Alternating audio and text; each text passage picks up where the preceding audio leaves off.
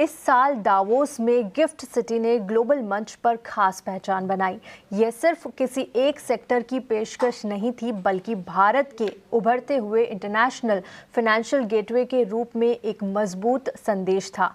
Message clear था, global capital, specialised financial services और cross border business अब भारत के भीतर ही मजबूत आधार पा सकते हैं। फाइनेंस और फिनटेक से लेकर नए दौर के इन्वेस्टमेंट स्ट्रक्चर्स तक गिफ्ट सिटी ने इस ग्लोबल मंच का इस्तेमाल खुद को स्थापित इंटरनेशनल फाइनेंशियल हब्स के एक गंभीर विकल्प के तौर पर पेश करने के लिए किया।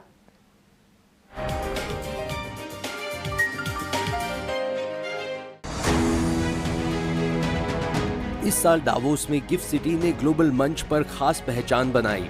इसी बड़ी विजन के तहत अब गिफ्ट सिटी हाई वैल्यू और नीश फाइनेंशियल सर्विसेज पर फोकस बढ़ा रहा है और एयरक्राफ्ट लीजिंग उनमें से एक अहम सेक्टर है। भारत की ज्यादातर एयरलाइंस अपने विमानों को विदेश से लीज पर लेती हैं और फाइनेंसिंग व स्ट्रक्चरिंग भी देश के बाहर ही होती है। गिफ्ट सिटी का मकसद है एयरक्राफ्ट लीजिंग के मामले में भारत के फाइनेंशियल हब को ग्लोबल सेंटर्स के बराबर प्रतिस्पर्धा बनाना। यहाँ रजिस्टर्ड लेसर को विमान इंपोर्ट या लीज पर देने के लिए पहले से मंजूरी लेने की जरूरत नहीं होती। वही लेसी यानी एयरलाइंस को टैक्स में छूट मिलती है, जिससे लीजिंग कॉस्ट कम करने में मदद मिलती है।